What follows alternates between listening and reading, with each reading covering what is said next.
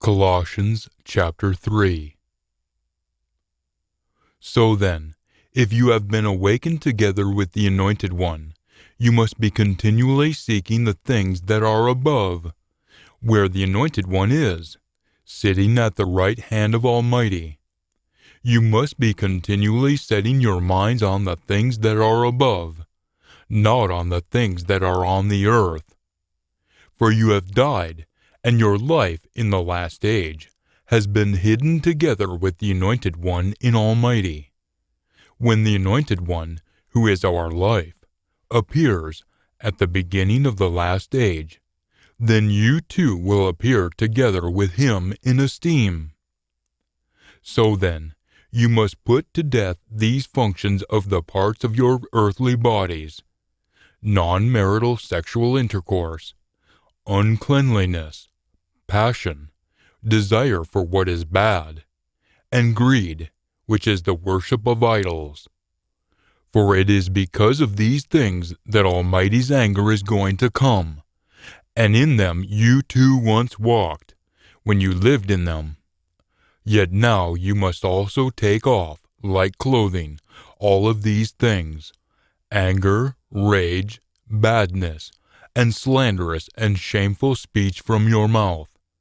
You must stop lying to one another, since you have stripped off, like clothing, the old humanity together with its practices, and have put on, like clothing, the new humanity, which is continually being renewed and resulting in full knowledge, according to the image of the one who created it, wherein there is no non-Jew and Jew, no circumcised person and uncircumcised person, no non-Greek speaking person, barbarian, slave, and free person, but the Anointed One is all that matters, and is in union with us all.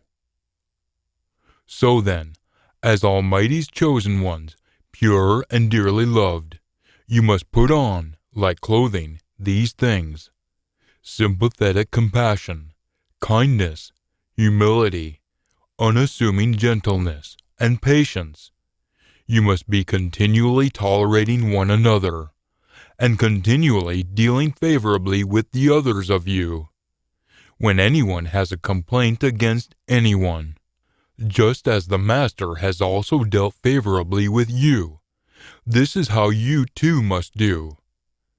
Now over the top of all these clothes, you must put on love, which is going to continually bind all the rest together in completeness.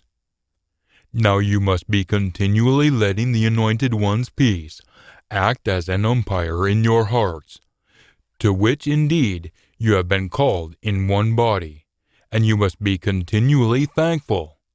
You must be continually letting the Anointed One's word make its home in you richly, while you are teaching and admonishing the others of you with all wisdom, and while you are singing with favor in your hearts to Almighty in musical compositions, songs of praise, and spiritual songs. Now you must be continually doing everything, whatever you are saying or doing, in the name of the Master Jesus, continually giving thanks through him to Almighty the Father. Wives, you must continually be subservient to your husbands, as is appropriate through your union with the Master. Husbands, you must be continually loving your wives, and never be bitter towards them. Children, you must be continually obeying your parents in everything, for this is very pleasing in your union with the Master. Parents, you must stop provoking your children, so that they might not become unfeeling. Slaves and employees, you must be continually obeying your masters and employers, according to the flesh in everything, not just slaving when they are watching, as pleasers of humans do, but with singleness of heart, having deep respect for the Master. Whatever you are doing, you must be continually working at it from your sentient beings, or your hearts, as for the Master and not for humans, being aware that from the Master you will get back the inheritance, or a share of paradise, as your repayment. You must be continually slaving for the Master, the Anointed One.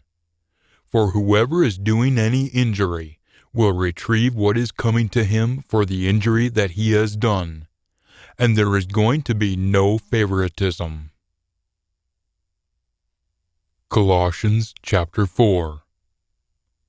Masters and employers, you must be continually making it so that your slaves and employees have whatever is just or right and equitable, being aware that you also have a master in the heavens. You must be continually persevering in prayer, continually staying wide awake during it when you are giving thanks. At the same time, you must be continually praying about us too, so that Almighty might open for us a door for the Word, to speak about the secret of the Anointed One, because of which I have also been imprisoned, so that I might make it apparent in the way I ought to speak. You must be continually walking with wisdom towards those on the outside, or unbelievers, making the most of each occasion. You must be always letting your speech be with favor, seasoned with salt, or making it appetizing to the hearer, and use well-preserved words, not rotten ones, noticing how you ought to respond to each person. Our dearly loved brother Tychicus, who is a faithful servant and fellow slave for the Master, will make known to you about all of my circumstances. I have sent him to you for this very reason, so that you might know about the things that have to do with me, and so that he might be encouraging your hearts. Onesimus, Philemon 10. Our faithful and dearly loved brother, who is one of you, is coming along with him. They will make known to you about everything here. Wanting to hug you is Aristarchus, my fellow captive, and also Mark, Barnabas' cousin, about whom you have obtained directions. If he comes to you, you must welcome him. And also Joshua, who is called Eustace. These are my only co-workers for Almighty's kingdom, from those who have come from circumcision, or Judaism. They have been a real source of relief to me. Wanting to hug you is Epaphras, who is one of you and a slave of the Anointed One Jesus, who is always struggling for you in his prayers, that you might stand mature and always be fully assured about everything that Almighty wants. For I am testifying about him that he has had much misery on behalf of you, plus those in Laodicea and those in Hierapolis. Wanting to hug you is Luke, the physician and dearly loved one, and also Demas. Hug for me the brothers and sisters in Laodicea, and Nympha, and the group of called ones who meet at her house for love feasts. Note: love feasts are group suppers that include the Master's Supper, teaching, singing, and praying. Now when this letter has been read to you, you must see to it that it is also read by the group of called ones in Laodicea, and that you also read the one from Laodicea. Now you must say to Archippus, you must be continually looking to the service that you accepted through your union with the Master, so that you are fulfilling it. This greeting I, Paul, write with my own hand. You must be continually remembering my prison restraints. May favor be with you.